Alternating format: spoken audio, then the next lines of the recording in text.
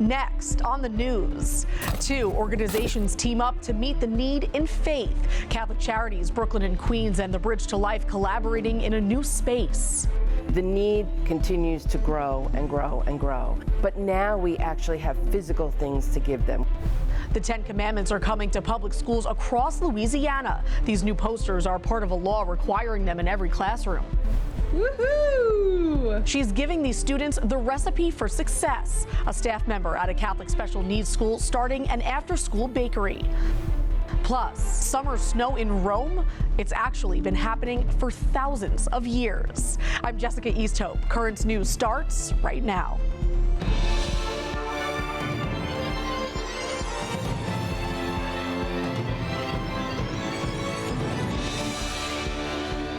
New numbers out now say unsupervised abortions are on the rise. The stats published in the Journal of the American Medical Association are attributed to an increase of people who supposedly, quote, fear criminalization for seeking pregnancy-related care, and an increase in women taking chemical abortion pills. The church has forever remained committed to supporting mothers. Catholic Charities, Brooklyn and Queens, and The Bridge to Life are just 2 organizations in the Diocese of Brooklyn that have helped thousands of families. And recently, they have united their missions, sharing supplies and a common goal of meeting the need. Bringing it back, okay? You good? Another day, another shipment. Dust doesn't have a chance to settle on these boxes at the Monsignor Joseph Pfeiffer Resource Center. Items in, items out. Because somewhere, someone needs what's inside them. Nice. Wow, look at that, huh? This is the original. Francesca Jellicoe, the executive director of pro-life organization The Bridge to Life, is focused more on where it's going than where it came from. It's not about, oh, The Bridge to Life did this, oh, Catholic Charities did that. It's we. The Bridge to Life and Catholic Charities Brooklyn and Queens are now sharing clothes for all ages, personal hygiene items, essentials, and food. It happened late last year by complete accident. The Bridge to Life got a massive shipment they couldn't store. CCBQ opened their doors, and they've been open ever since. And little did I know, that was the start of it. Our goal is always to empty this place out into different places that it's needed. Senior Vice President of Mission at CCBQ, Richard Slizeski, says there's no competition when it comes to the work they do. In society, we've become very divisive. If we're about serving the people of God, this division really shouldn't be there. Debbie Hampson, CCBQ's Senior Director of Community Outreach Services, oversees what comes in and goes out of the Howard Beach warehouse. She says this is where CCBQ and Bridge to Life's missions become one. The need continues to grow and grow and grow, but now we actually have physical things to give them. The collaboration has shaped the future for these 2 organizations.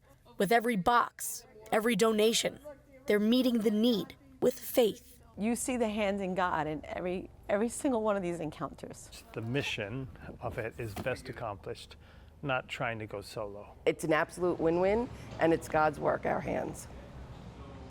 The Bridge to Life serves more than 5,000 women and children every year, and Catholic Charities Brooklyn and Queens reports hundreds of thousands of clients. Let's take a quick look back at that study on the rise in abortions and the methods these women have used to end their pregnancies. According to the research, emergency contraceptions made up almost 30% of all unsupervised abortions in 2023. Chemical abortions made up about 24%, and a scary number to report, almost 22% of women tried to abort their babies by hitting themselves in the stomach. Of course, Catholic organizations don't just help families after birth, they also support them as the child grows. Recently, Catholic Charities Brooklyn and Queens helped students prepare for the start of the school year by holding their 14th annual Kids Fun Day. On top of a kickboxing demo by Tiger Schulman's, the event, held in the parking lot of Our Lady of Mount Carmel Church in Astoria, Queens last Friday, offered fun games and activities along with resources and supplies for students ahead of the first day of school. Since 2008, Catholic Charities Brooklyn and Queens has provided more than 10,000 children and families with school supplies and backpacks. Registration has opened for schools around the Diocese of Brooklyn. The superintendent's office has posted online some of the dozens of Catholic academies that have already started accepting students for the 2024-2025 school year. Last year, nearly 18,000 students received a Catholic education. If you want to send your children to Catholic school, just visit CatholicSchoolsBQ.org or call 718-965-7380 for more information. If you would like to support either of these organizations, you can donate by visiting ccbq.org and thebridgetolife.org. Officials in Louisiana unveiled new posters of the 10 Commandments Monday that could soon appear in classrooms. Along with the commandments, the posters feature figures like House Speaker Mike Johnson, the late Supreme Court Justice Ruth Bader Ginsburg, and Hamilton creator Lin-Manuel Miranda. The state's attorney general says they aren't final options, only examples of how schools can follow a new law put into place that requires every public school classroom to display a poster of the 10 Commandments by January 1st. A special needs Catholic school in Texas is empowering its students, starting a new bakery with the perfect recipe for success, and the chefs involved are using their talents in new ways. Nicole Nielsen has more from Dallas. There you go. I'm always a very happy, colorful, smiley, I love smiley faces. If you sit down with Meredith Pace, a staff member at the Notre Dame School of Dallas, you'd know pretty quickly where her passions lie. It's just the most joyful, happy, job. Everyone's just excited to see you. And she's been a part of the staff for the all special needs Catholic school for 14 years. I think that just shows exactly how much I love what I do. It's just really a special, special place. The school is all about empowering their students to become as independent as possible.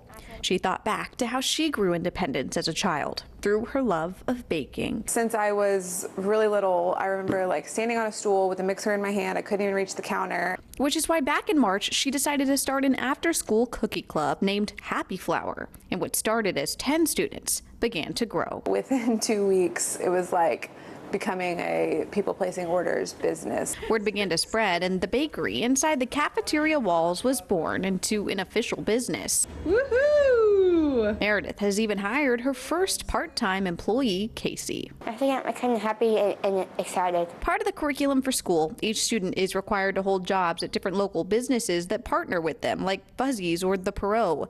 Happy Flower will now be an official business that students can work for. With 20 members now part of her club, Meredith says she hopes it's only the beginning, currently taking online orders with dreams of opening a storefront in the future. I think it's important for people to see, how capable our population is. That was Nicole Nielsen reporting. Notre Dame School was founded in 1963 and serves students with developmental disabilities ages 6 through 22 years old. Turning now to a floral tribute to Mary that was the result of millions of prayers.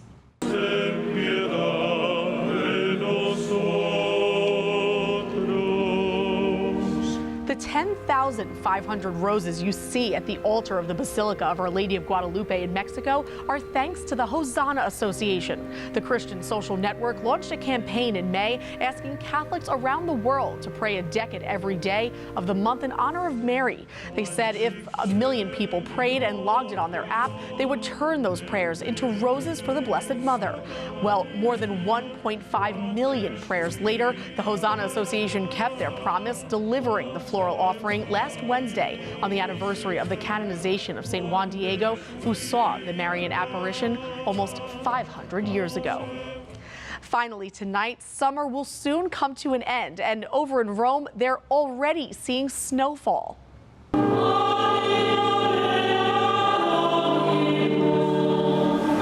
The Pope taking part in an ancient tradition at the Basilica of St. Mary Major, where white flower petals fell from the gilded ceiling.